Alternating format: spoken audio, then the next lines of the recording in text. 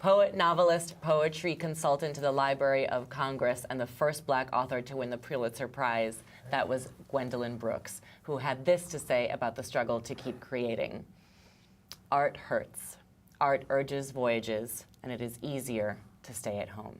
Well, don't stay home this Saturday, March 25th, because at Medgar Evers College, the Center for Black Literature plans to honor the poet during her centennial year. Now, in partnership with the 2017 National Black Writers Conference Biennial Symposium, they will present Our Miss Brooks 100. Dr. Brenda Greene is the chair of the English department and the executive director of the Center for Black Literature, and we want to welcome her back to BK Live. Thanks for joining us. Thank you. Thank you for having me. Thank you for the opportunity to share this exciting program. Hey, every 100 years, yes, we should at least get together. Very least. Give the woman her due. Yes.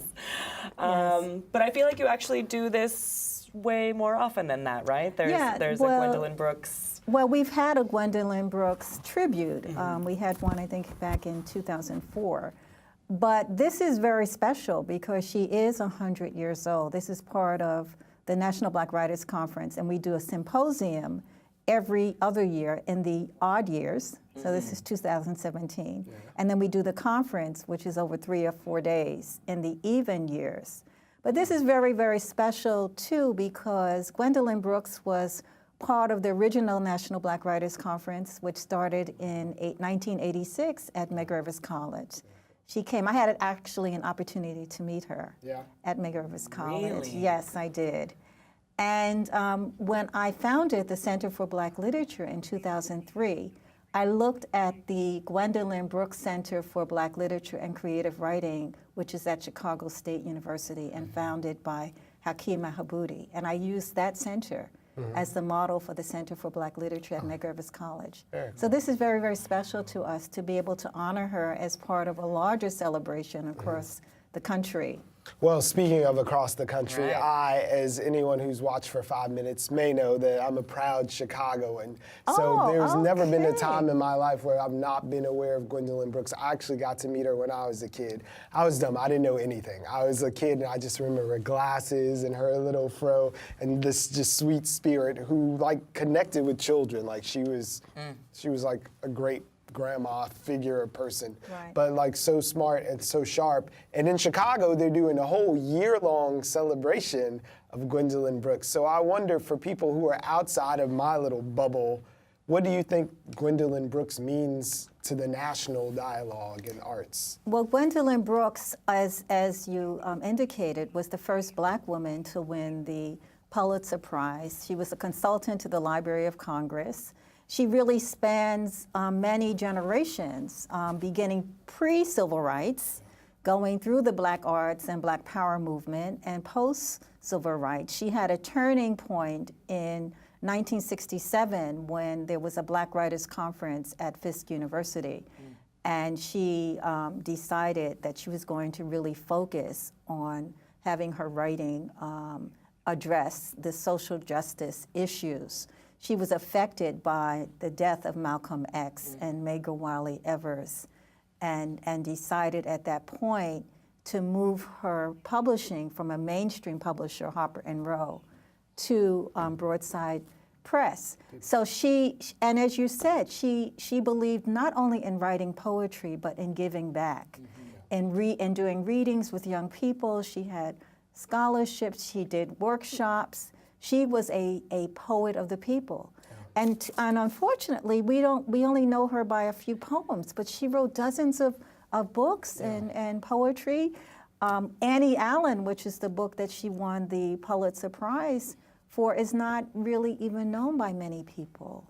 Well, that's right. We actually have a video of 2 different readings, I believe, of the pool players. So let's actually go to that right now. We real cool, the pool players, 7 at the Golden Shovel.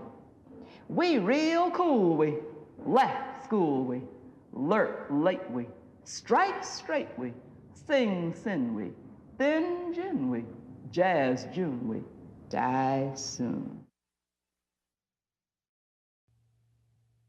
We real cool. The pool players, 7 at the Golden Shovel. We real cool. We left school. We lurk late. We strike straight. We sing sin. We thin gin. We jazz June. We die soon.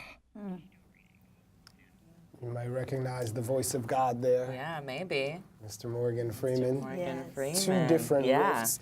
And it is that thing you talked about, how this master work that you sort of get bogged down for, like when you show up and they say, do Freebird, where that's the Gwendolyn Brooks poem. So before you read something for us as well, what is a gem that you would send people to if you think that was cool? Check out this in the Gwendolyn Brooks Oeuvre.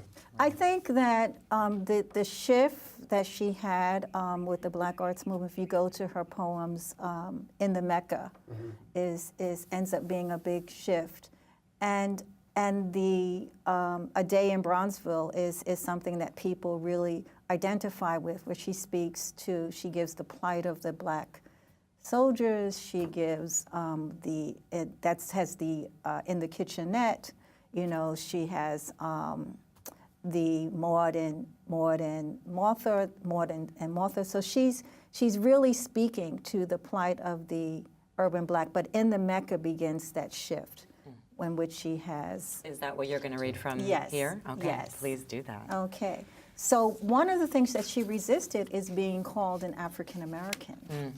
And she said, I am Black. So this is called I Am a Black. According to my teachers, I am now an African American. They call me out of my name. Black is an open umbrella.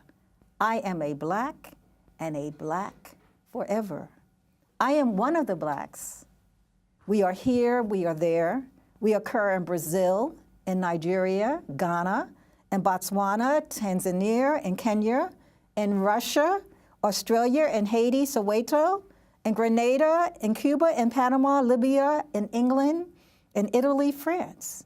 We are graces in any place. I am Black and a Black forever. I am other than hyphenation. I say proudly, my people. I say proudly, our people. That's all she had to say about that. Thank you. Tell us really quickly, Dr. Greene, we have about a minute left. Tell us exactly what we can expect at the tribute and when it's all happening. Okay, so the tribute is Saturday, March 25th. You can register in person. Doors open at 9:30 a.m. at Megar Evers College, 1650 Bedford Avenue.